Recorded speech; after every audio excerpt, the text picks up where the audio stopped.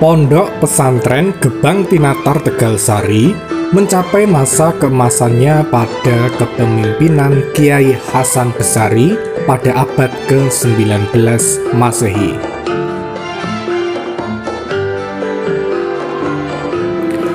Catatan seorang akademisi Belanda yang bernama F. Vogels dalam karyanya yang berjudul The Priester School de Tegalsari atau Sekolah Utama Tegalsari menyatakan bahwa terdapat ratusan santri yang datang dari berbagai daerah dan bermukim di pesantren. Sementara itu, menurut Van der Geest mencatat bahwa santri Kiai Hasan Besari saat itu mencapai jumlah 3.000 santri. Namun, sayangnya pondokan para santri telah dirobohkan puluhan tahun silam, diganti bangunan permanen seperti sekarang ini.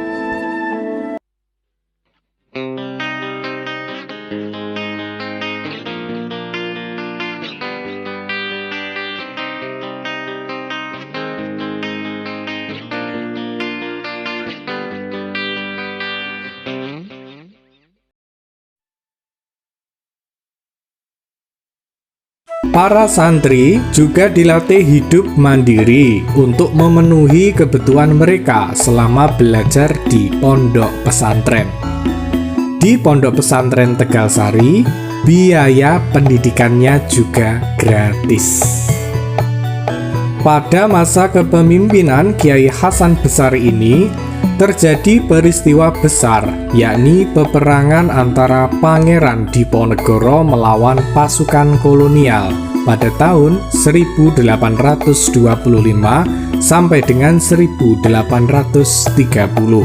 Menurut Claude Gillot, seperti yang dikutip Saifuddin Alif Nurdianto dan kawan-kawan, pada tahun 1828 Sosro Dilogo atas nama Pangeran Diponegoro datang ke pesantren Tegalsari untuk meminta dukungan kepada Kiai Hasan Besari.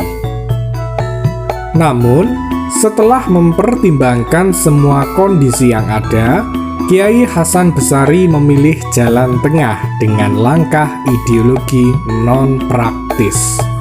Artinya, Kiai Hasan Besari tidak mau terlibat dalam peperangan fisik, tetapi secara moral dan ideologis sepenuhnya memberikan dukungan kepada Pangeran Diponegoro. Menurut Saifuddin Alif Nurdianto dan kawan-kawan, pilihan ini diambil karena dua alasan, yakni pertama, menjaga eksistensi pesantren Tegalsari, dan kedua, menjaga sosial ekonomi masyarakat desa Tegalsari. Ada kemungkinan lain yang diungkapkan, yaitu karena pesantren Tegalsari masuk dalam teritorial Kasunanan Surakarta. Sementara semangat Perang Jawa adalah akibat dari dekadensi moral yang terjadi di Kasultanan Yogyakarta. Kiai Hasan Besari pernah memberlakukan hukum syariat Islam di Tegalsari, seperti Qisas. Hukuman Qisas meliputi potong tangan, rajam, hingga hukuman mati. Algojo yang ditunjuk Kiai Hasan Besari saat itu adalah para santri senior. Salah satunya bernama Imam Asy'ari dari Banten. Namun, pemberlakuan hukum tersebut akhirnya ditegur oleh Sunan Pakubuwono IV yang menjabat antara tahun 1788 sampai dengan 1820 karena tidak menyetujui diberlakukannya hukum syariat Islam yang ketat di lingkungan pesantren Tegalsari.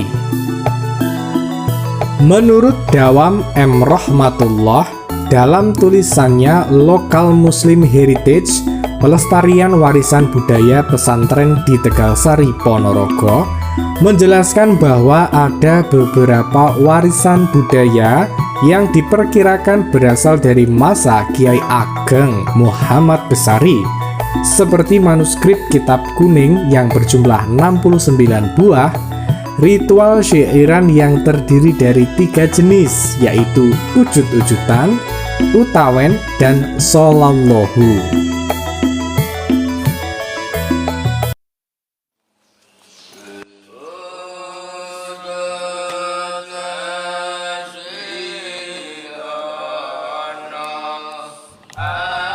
Ujud-ujudan adalah syair yang disenandungkan dengan topik utama sifat Allah berupa wujud, sementara utawen dengan topik utama rukun Islam.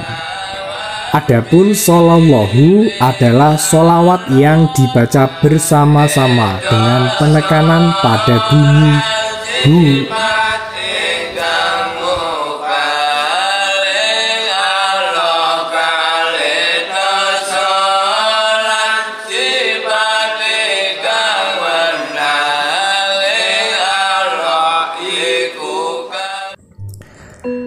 Kiai Hasan Besari adalah guru dari pujangga Jawa terkenal sepanjang masa, yaitu Raden Ngabei Ronggo Warsito. Beberapa peninggalan dari Ronggo Warsito saat mondok di Tegalsari adalah angkring yang terletak di lingkungan Masjid Tegalsari dan Kedung Watu, tempat Ronggo Warsito bertapa dan mendapatkan wahyu kapujanggan. Kapan-kapan kita bahas jejak Ronggo Warsito, sang pujangga terakhir tanah Jawa.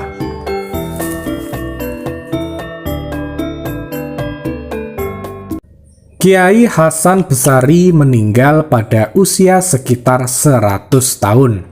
Tepatnya pada tanggal 9 Januari 1862 atau tanggal 8 Rajab 1278 Hijriah. Tepat pada hari Kamis Legi malam Jumat Pahing. Rotterdam Koran melaporkan bahwa para peziarah yang datang bertakziah ada sekitar 3.000 orang yang hadir, termasuk para pejabat dan Bupati Ponorogo juga turut hadir. Jenazah Kiai Hasan Besari disemayamkan di sebelah Masjid Tegalsari. Tidak terasa sudah 160 tahun atau 20 windu sejak wafatnya salah satu tokoh ulama termasyhur di Nusantara yang berasal dari Tegalsari, Kabupaten Ponorogo, yaitu Kiai Hasan Besari. Mari sejenak kita menundukkan kepala untuk mendoakan Kiai Hasan Besari dan para leluhurnya, keluarga dan anak cucunya, para guru-guru dan santri-santrinya. Al-Fatihah. Salam sejarah.